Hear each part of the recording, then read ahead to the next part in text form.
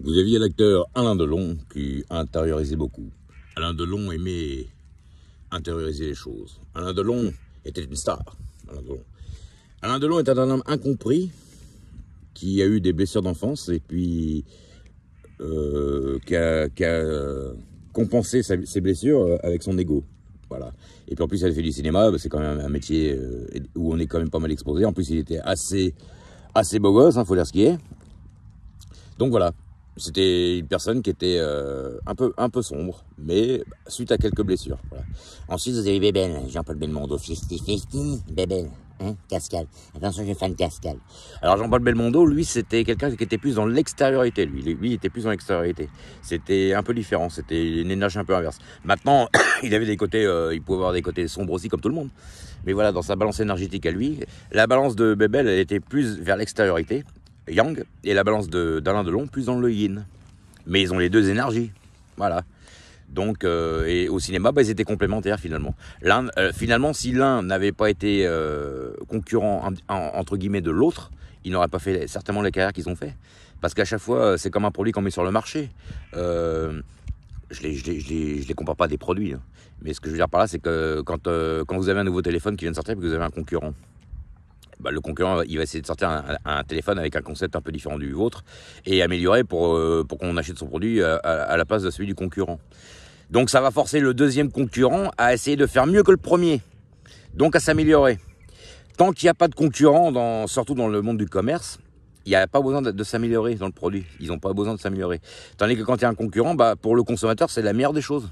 Quand il y a 2 concurrents ou 3 concurrents ou sur le même produit, parce que ça force les développeurs, tous ceux qui développent ces produits-là, à faire des produits de meilleure qualité, de mieux en mieux. C'est pour ça qu'on en est arrivé aujourd'hui à avoir des téléphones d'une telle qualité. Avant, c'était pas à ce niveau-là. Hein. Et aujourd'hui, avec un téléphone, on peut faire carrément un film comme le cinéma, quoi. C'est un truc de dingue. Donc voilà. Mais c'est parce que y a eu de la concurrence. Ça force les gens à être concurrents. La carrière des acteurs, c'est pareil. Et Belmondo, Delon, il y avait une certaine petite concurrence. Voilà. Et ils avaient un style différent. Alain Delon, il était plus un peu plus sombre que Bébel, qui était un peu plus dans la déconnade. Voilà. Et puis après, c'est des gens qui ont eu des coups durs et tout comme tout le monde. Hein. Mais voilà. Donc l'un n'aurait pas fait carrière sans l'autre. Je pense qu'ils le savaient, qu'ils l'ont très bien compris aussi. Voilà. Après, vous avez l'exemple que j'avais déjà parlé aussi, c'est Stallone, donc, qui a créé Rambo le côté sombre et Rocky le côté clair. Donc voilà, c'est encore un bel exemple. Vous aviez Alain Delon, justement, en parlant de lui, qui avait fait Zorro. Zorro, c'est quoi Zorro ? Zorro, c'est le côté sombre quand il est pas Zorro, là, comment il s'appelait Don Diego de la Vegas. Don Diego de la Vegas, c'est le type, on va dire, normal, et puis il se met en Zorro. Il a 2 personnalités, 2 faces. Voilà. C'est souvent ça.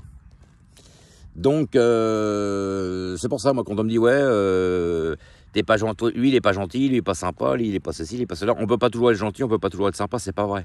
Comme on peut pas toujours être méchant, on peut pas toujours être mauvais, on peut pas toujours être critique, on peut pas tout, au bout d'un moment, on va dire, celui-là, il nous emmerde aussi, c'est pas bon. Donc, moi, je dis que voilà, il faut un équilibre. Et l'équilibre, c'est pas être toujours entre les deux, on peut pas être entre les deux, on peut pas être gay en même temps qu'on pleure, c'est pas ça que ça veut dire. C'est-à-dire que l'équilibre, il faut, en fonction de la situation, s'adapter.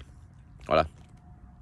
Comme je le disais une fois, si un jour vous avez perdu les clés de votre appartement chez vous, ou votre maison, vous avez 2 solutions.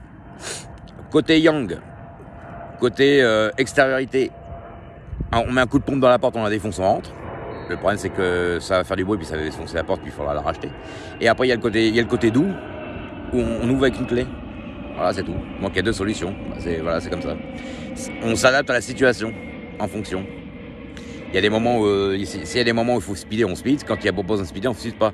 Moi, ce qui va toujours énerver, même au travail, c'est que vous avez des gens, en plus, c'est plutôt de l'air qui brasse qu'autre chose. Ils ont toujours eu besoin de speeder, alors qu'il n'y a pas besoin de speeder. Parce qu'ils se stressent eux-mêmes. Voilà. Ils veulent être les meilleurs, ils veulent être meilleurs que le copain pour que le chef il dise que c'est le meilleur. Et puis ceci, et puis cela. Voilà.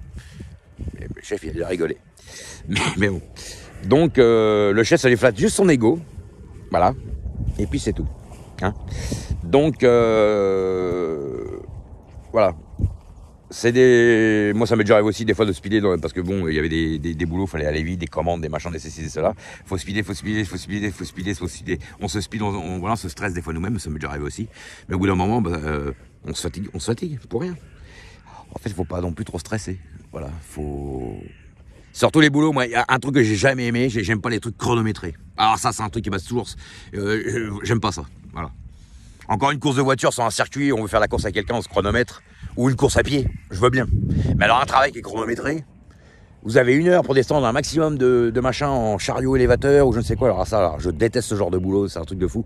Il n'y a rien de pire que ça pour moi, et puis en plus, on peut blesser tout le monde, donc j'ai horreur de ça. Mais enfin voilà, moi j'ai remarqué, c'est souvent... hein. Après c'est pareil, il y a encore un autre truc, un dernier truc que je vais développer là, c'est que le salarié dit toujours que les patrons sont des gros méchants. Le patron dit souvent que les salariés aussi sont pas très sympas avec les patrons. Les deux sont